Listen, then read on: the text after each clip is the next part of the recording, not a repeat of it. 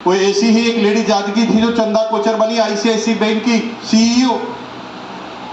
कोई किसी से कम नहीं है, मौका मिलने की देर है भाई। जिस दिन मौका मिल गया हम क्या कर सकते हैं आपको पता ही। नौकरी छोड़ नहीं सकता था, लगातार नौकरी की, अपने काम को वक्त से पहले कंप्लीट करता था, बॉस के काम सीखता था, जल्दी फ्री होके बॉस की केबिन में जाता था। सारे बच्चे चाय की केबिन पर जाते थे, फ्री होकर चाय पीने जाते थे। हम फ्री होकर बॉस की केबिन में जाते थे। बॉस कहता था क्यों आया, मैंने कहा काम खत्म हो गया। तो बॉस ने कहा फिर यहीं पर बैठ जा, मेरे काम में हाथ बटा। बॉस सोचता था कि फ्री हो गया इसलिए आ गया, मैं तो इसलिए गया था कि बॉस ऐसा क्या करता है कि मेरा बॉस बन गया।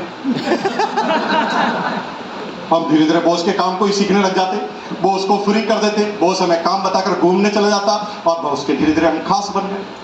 खास बनते थे तो सबसे ज्यादा इंक्रीमेंट हमारा लगता था। देखते ही देखते मात्र 7 साल की सर्विस में पूरी कंपनी का 26 साल की एज में डिप्टी मार्केटिंग मैनेजर,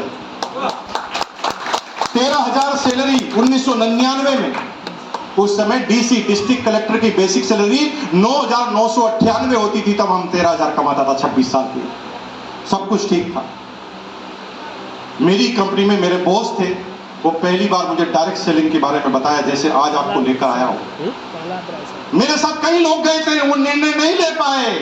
वो क्या सोचते थे, ओ पता नहीं कब आएगा, पता नहीं क्या होगा, होगा कि नहीं होगा। वो घूमते रह गए, अभी तक भी घूम रहे हैं। और हमने उस चीज को समझकर निर्णय लिया तुरंत। निर्णय क्यों लिया पता है, क्यों निर्णय लिया? इस बात को समझोगे हिल जाओगे। 13,000 की नौकरी, कंपनी उस जमाने में गाड़ी दिया करती थी हमारे को फुल टाइम। मेरे पास खुद का अपने पैसों का एलएमएल वेस्पा स्कूटर हुआ था, जो उस समय का सबसे लग्जरी स्कूटर हुआ करता था। जीवन में कोई प्रॉब्लम नहीं थी, मैं इस बिजनेस में आया था तब 1 रुपए की प्रॉब्लम नहीं थी।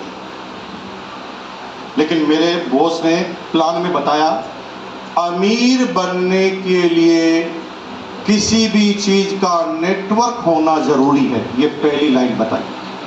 क्या बोला? अमीर बनने के लिए क्या होना जरूरी है? एक आदमी के पास एक दिन में 24 घंटे हैं। अगर इन समय को वो न बढ़ाए तो इस 24 घंटे में दुनिया का कोई भी आदमी अमीर नहीं बन सकता। अमीर बनने के लिए लोगों के समय को चुराना पड़ता है अपनी कामयाबी के। एग्जाम्पल देता हूं। आपकी एक किराने की दुकान है, आप 12 घंटे खोलते हैं, सामान लाते हैं, बेचते हैं और लगातार बेच रहे हैं। आप कभी अमीर नहीं बन पाएंगे, क्योंकि आपके पास 24 घंटे हैं, उसमें से 12 घंटे ही आप काम करते हैं। हेलो, समझ रहे मेरी बात? जब आपकी दुकान बढ़ती है तो अमीर कैसे बनते हैं? तरीका, आप दुकान को थोड़ा बड़ा करते हैं। पहले 1 काउंटर थे, अब 3 काउंटर और बनाते हैं। 3 नौकर को आप ट्रेनिंग देते हैं और तीनों नौकर भी एक काउंटर पर खड़ा हो जाता है।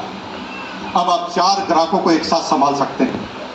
और दुनिया के सारे होलसेलर, बड़े बड़े व्यापारी ऐसे ही बने हैं। आज बड़े बड़े शोरूम ऐसे ही बने हैं। खुद बेचता रहता तो वो कभी अमीर नहीं बनता। लेकिन अब केवल खुद के तो 12 घंटे हैं, लेकिन 3 लोग जो आपके नौकर हैं उनके 12 घंटे भी आपके लिए काम हो रहे हैं। आप तो केवल उन्हें सैलरी दे रहे हैं। जब तक लोगों का समय खुद नहीं लोगे तब तक आप अमीर नहीं बनोगे। अगर मुकेश अंबानी अपने पेट्रोल पंप पर खुद बैठ जाता, अमीर नहीं बनता। मुकेश अंबानी ने 5,000 पेट्रोल पंप खोले, 1-1 करोड़ रुपए लोगों के इन्वेस्ट कराए और बोला प्रॉफिट का 90% तू रख लेना, मुझे 10% चाहिए। सारे लोग खुश थे, 90% तो हमें ही दे दिया, इसके क्या बचा। लेकिन मुकेश अंबानी स्मार्ट था, उसने कहा 5,000 से 10% लेना। 16,000 शोरूम है रिटेल के, रिलायंस के 16,000। मुकेश अंबानी केवल आज से सोचे ना कि मैं अपनी जिंदगी में रोज एक शोरूम को देखकर आऊंगा, विजिट करके आऊंगा, तो मुकेश अंबानी को 2 जन्म लेने पड़ेंगे। वो अपने 16,000 स्टोर पर इस जिंदगी में नहीं जा पाएगा। हेलीकॉप्टर लेने तो नहीं जा पाएगा। वो लोग कामयाब इसलिए हैं क्योंकि लोग, उन्होंने अपनी कामयाबी के लिए लोगों के समय को खींच लिया। अमीर बनना है तो नेटवर्क बनाना पड़ेगा।